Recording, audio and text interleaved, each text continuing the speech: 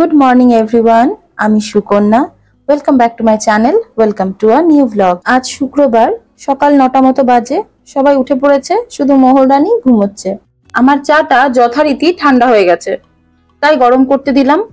আজ আর ওটস ভেজাইনি, বাদামটা চায়ের সাথেই খাবো, আর সাথে দুটো বিস্কিট নিয়ে নেব।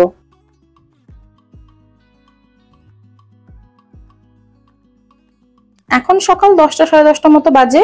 সবার ব্রেকফাস্ট হয়ে গেছে। এই যে দুই ভাই বোন খেলতে বসে গেছে যথারীতি, একজন গাড়ি নিয়ে, একজন রান্নাবাটি নিয়ে। এটা যেন ছেলে মেয়েদের ধর্ম একটা, না? মেয়েরা ঠিক কি করে যেন রান্নাবাটি, পুতুল খেলা এসব শিখে যায়, আর ছেলেরা সেই গাড়ি চিনেই যায় জন্মের পর থেকে। তবে এখানে রেস্টুরেন্টের শেফের একটা সমস্যা হয়েছে, ওই যে হাত পা ছুটছে। উনি রান্না বসিয়েছেন কিন্তু খুন্তি খুঁজে পাচ্ছেন না। এই যে এদিকে মা আহানের ঘরে এসেছে খুন্তি খুঁজতে। সমস্ত কিছু নামিয়ে মা এখন খুন্তি খুঁজে বেড়াচ্ছে। এত খেলনার মধ্যে ওই একখানা খুন্তি খুঁজে পাওয়া কি সম্ভব? তাই আমিও হাত লাগালাম, দুজন মিলে খুঁজতে নিয়েছি। ওই এক খুন্তি খুঁজতে গিয়ে কত কিছু যে বেরোলো, আর এক সেট বোধহয় রান্নাবাটি বেরিয়ে গেল। যাই হোক, এই সব খুঁজতে খুঁজতে পাশের ঘর থেকে চিৎকার শুনতে পেলাম দুজনের। ব্যাস, মা বলছে মনাই খুঁজতে হবে না, তুমি আগে যাও, গিয়ে দেখো কি অবস্থা, আমি আসছি খুন্তি নিয়ে। হ্যাঁ,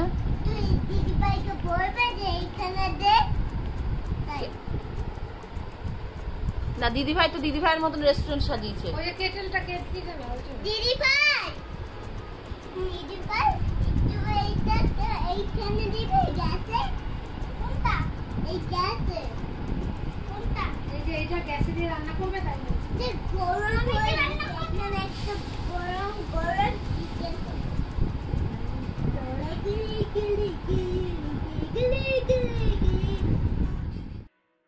ব্যাপারটা কি কিছু বুঝতে পারলেন আপনারা? ভালো করে নোটিস করে দেখুন।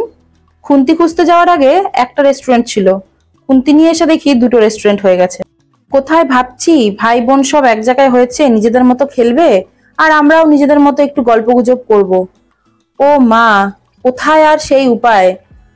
দুজনে এক জায়গায় হলেই এমন শুরু করছে, আমাদের সবাইকে ওদের বিচার করে দেওয়ার জন্য বসে থাকতে হচ্ছে। বাড়িতেই ছোটখাটো একটা সুপ্রিম কোর্ট খুলে বসেছি আমরা। যখন বলছি যে যা তাহলে নিজেদের মতো নিজেরা নিজেরা খেল, এতগুলো ঘর আছে, একটা ঘরে তুই খেল, একটা ঘরে তুই খেল, সেটাও হবে না। একসাথেই খেলবে, একসাথেই সবসময় থাকবে, আর 2 মিনিট পর পর খালি জিনিস নিয়ে টানাটানি করবে।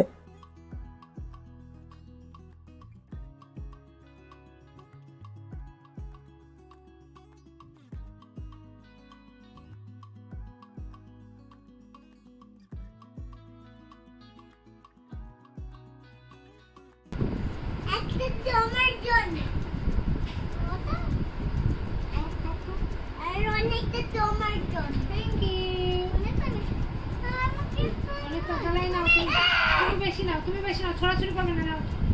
তুমি দুটো খাবে কি? না আমি খাবো। ঠিক আছে, তুমি রান্না করে তোমারটা খাবো, সবারটা টেস্ট করবো আমি। আমার খাবার তুমি ভালো টেস্ট করবে না। এই চামচ না, ঠিক আছে না।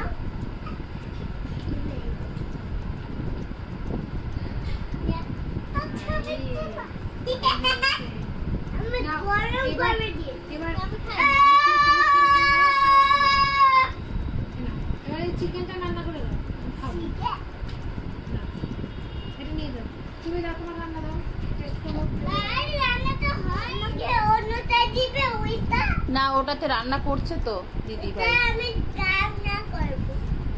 ওরা তো দিদি ভাই রান্না করছে, দিদি ভাই রান্না বসিয়ে দিয়ে বসে আছে যে।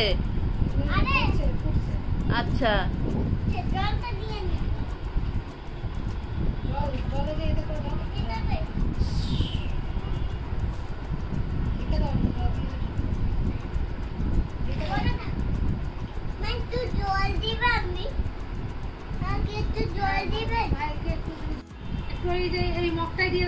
তো গ্যাসে বসিয়ে রান্না কর। তুই কোথায় বসেছিস?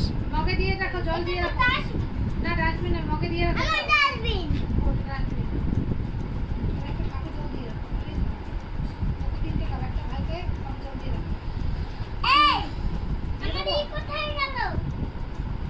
আটা নেই, আটা মাখা নেই, মেখে দিতে হবে। মাখবি নিজে, দেবো তোকে আটা জল দেবো, মাখবে তুমি নিজে, মাখবে। আমি দারুণ একটা পরোটা বানাবো। না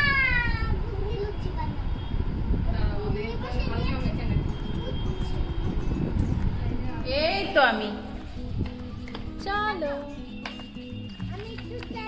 আচ্ছা তুমি একবার তুমি চালিয়ে দিদিভাই দিকে এসো, তুমি চালিয়ে দেখিয়ে দাও দিদিভাইকে কেমন করে চালাতে হয়, তারপরে তুমি 2 মিনিট আর দিদিভাই 2 মিনিট, ঠিক আছে?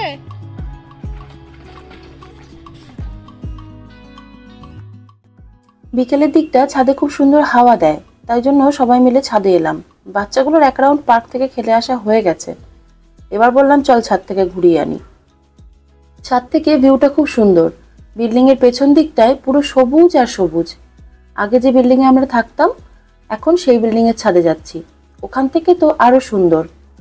এয়ারপোর্টটাও খুব সুন্দর দেখা যায়, আবার পেছন দিকটাও খুব সুন্দর দেখা যায়। ছাদে আসায় মনে পড়লো লাস্ট কয়েকদিন আদর পার্কে না গিয়ে ছাদে আসছিল খেলতে। এবার গত পরশুদিন তন্দির সাথে আদর আর মোহর ছাদে এসেছে। ছাদে আদরের বয়সী অনেক বাচ্চাই আসে, তাদের সাথে ও খেলতো।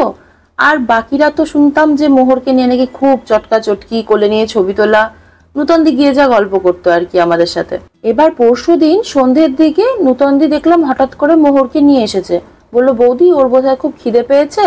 তো আমি বললাম যে আদর কোথায়, বললো ওপরে আছে, ওকে আসতে বললাম, ও কিছুতেই এলো না, খেলছে, ওর বয়সী বন্ধু বান্ধব পেয়ে গেছে। আমি মোহরকে দিতে এলাম, আমি এখনই যাচ্ছি ওর কাছে।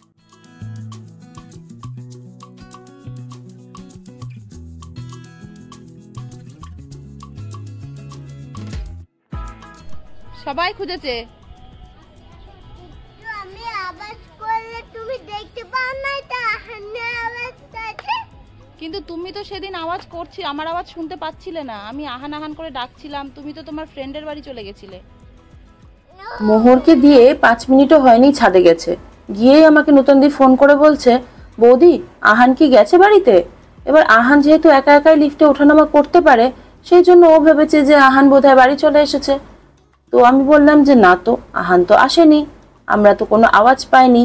তো নূতনদি বলল এখানে আহান একটা বাচ্চার সাথে খেলছিল, ওই বাচ্চাটার মাও এখানে ছিল, আরো কয়েকজন মহিলা ছিল। আমি বললাম যে একটু ওকে দেখবে, আমি তাহলে ওর বোনকে দিয়ে আসি বাড়িতে, ওর খিদে পেয়েছে। ওনারা বললেন হ্যাঁ দেখবো, তুমি যাও। আমি এই জাস্ট এসেই দেখছি আহানও নেই, ওই মহিলাগুলোও নেই, শুধু যেই বাচ্চাটার সাথে খেলছিল ওই বাচ্চাটার মা হন্যে হয়ে বাচ্চাটাকে খুঁজছে। আহান যেহেতু খুব একটা অপরিচিত কারো বাড়ি টুকটাক চলে যায় না, তো আমি সেই জন্য ভাবলাম ও গেলে একমাত্র আমাদের পাশের ফ্ল্যাটে চিন্ময়দা, ওনাদের বাড়িতেই যেতে পারে, কারণ ওনার ছেলের সাথে আহান খেলে। তাই আমি সবার আগে ওনাদের ফ্ল্যাটে গিয়ে জিজ্ঞেস করলাম, ওখানে আহান নেই।